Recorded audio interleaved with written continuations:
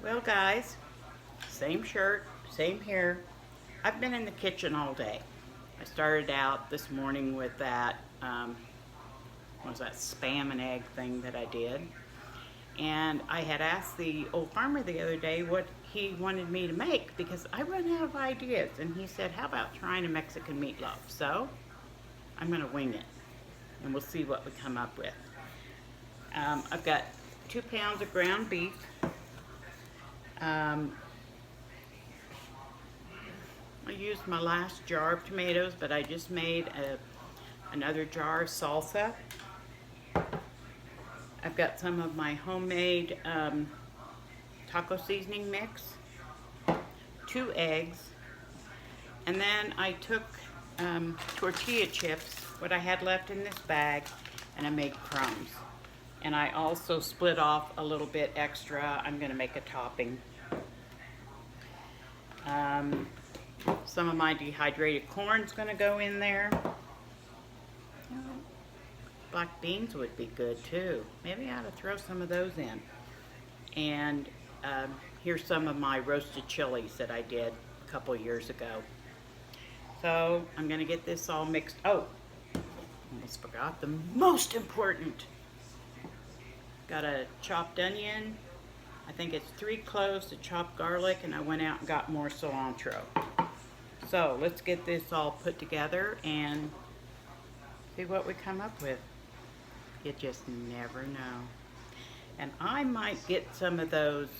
Remember when I made those dehydrated, I made those beans, black beans, and then dehydrated them?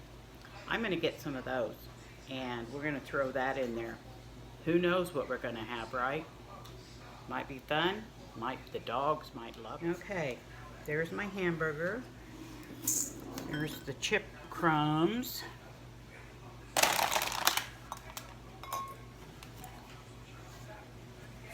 The onion, garlic, and cilantro.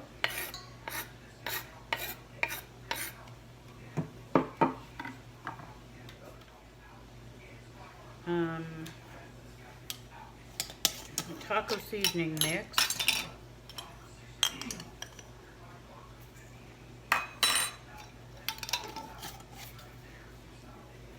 I'm not sure how many of these black beans I should add. Let's put about a handful. And same with the dehydrated corn. I don't know, that doesn't look like very many beans. Maybe we better put 2 handfuls in of each. 2 handfuls of the dry corn. Another handful of black beans. I didn't get these chopped, so I'll chop these. Okay, we are big weenies here, guys, so I'm not using very much of those green chilies. They are hot. Okay, let's add the 2 eggs.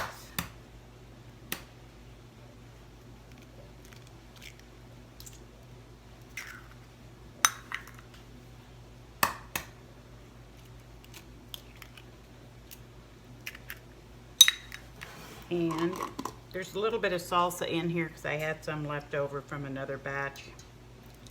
We'll pour some salsa. Now, how do you mix meatloaf? You're right. You just get in here and mix it up.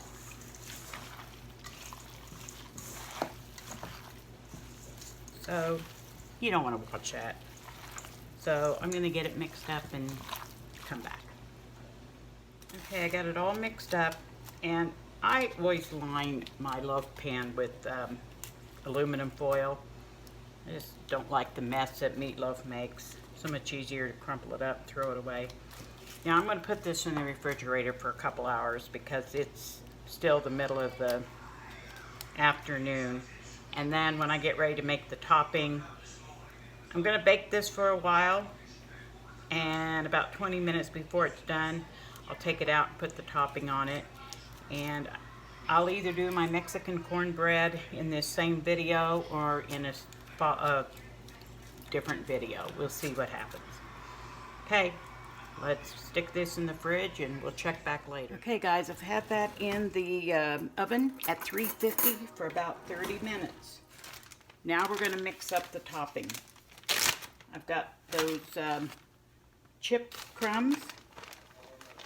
I'm going to add a little bit of grated cheese. Mix that all up.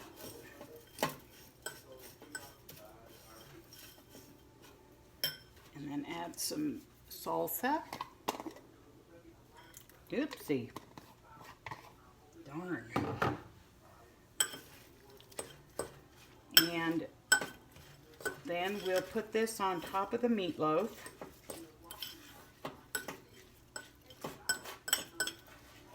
And bring it out of the oven. And at the same time, I'm going to put my cast iron skillet in there because we're going to make, well, my version of Mexican cornbread. So let me get this out. Okay, I got the meatloaf out. Let's put that topping over there.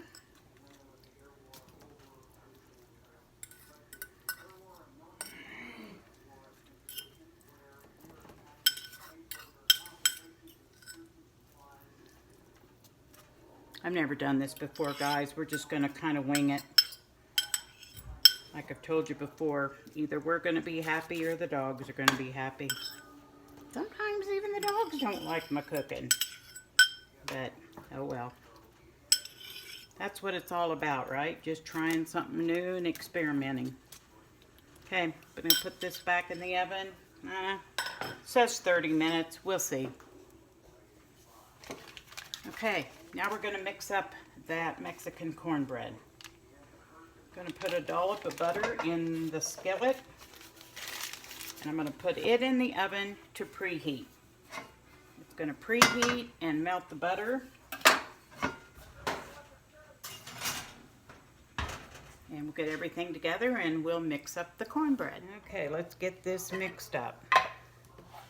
I don't have any of my whole wheat flour ground. I'm not going to do it today right now. There's a cup of regular flour. Unbleached, of course, because we have enough chlorine in our diet. We don't need it in our flour. As you know, I grind my own cornmeal.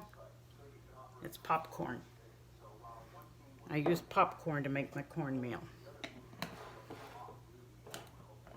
And then we're going to put in some kosher salt.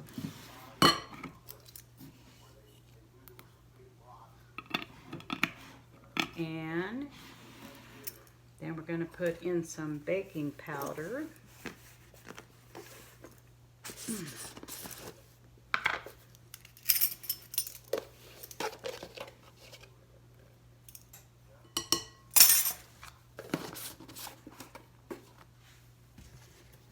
And let's get this mixed up.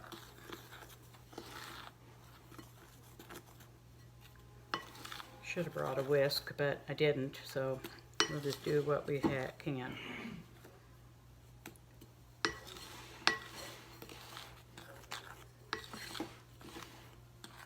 now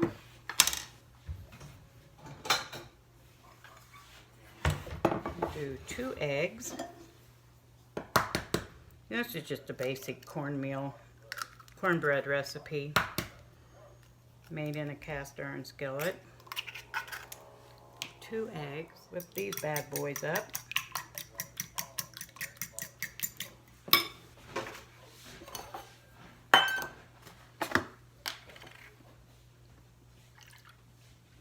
Some milk. Let's just finish that off.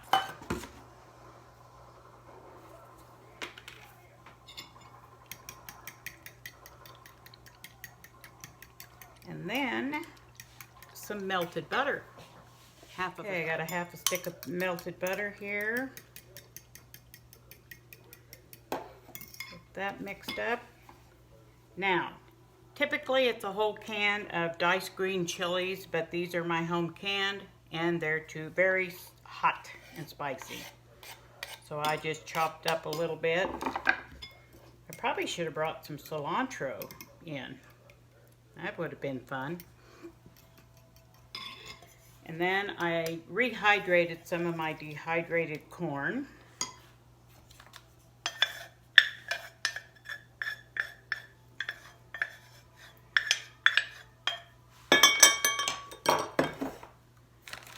here's the last of that pound of cheese that I grated up this morning when we had yum yum spam. I let it set out and get soft. I'm going to mix it with the flour, and that might kind of break it up since it's kind of stuck together.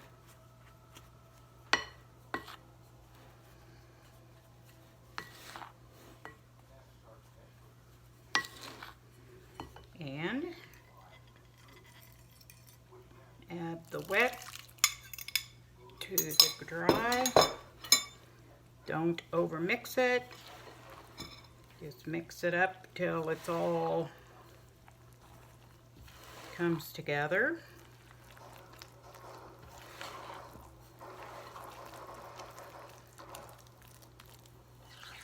Now you can add sugar to this cornbread, but since it's Mexican, I don't really want it sweet.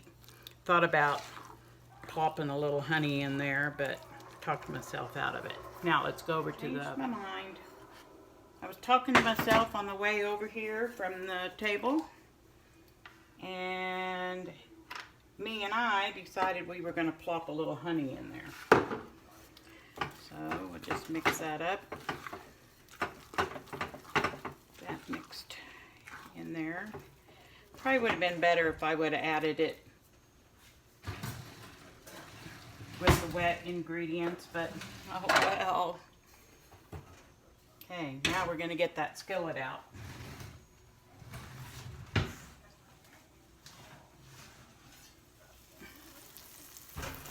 Okay, got that butter. I'm going to run it around, make sure I coat the skillet good.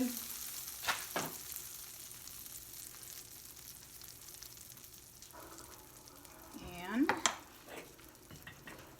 put our batter into the skillet. The nice thing about this is it makes your outside edges crispy, and the cornbread itself is really moist and soft. And back in the oven it goes. Starting to smell a little like Mexican food here.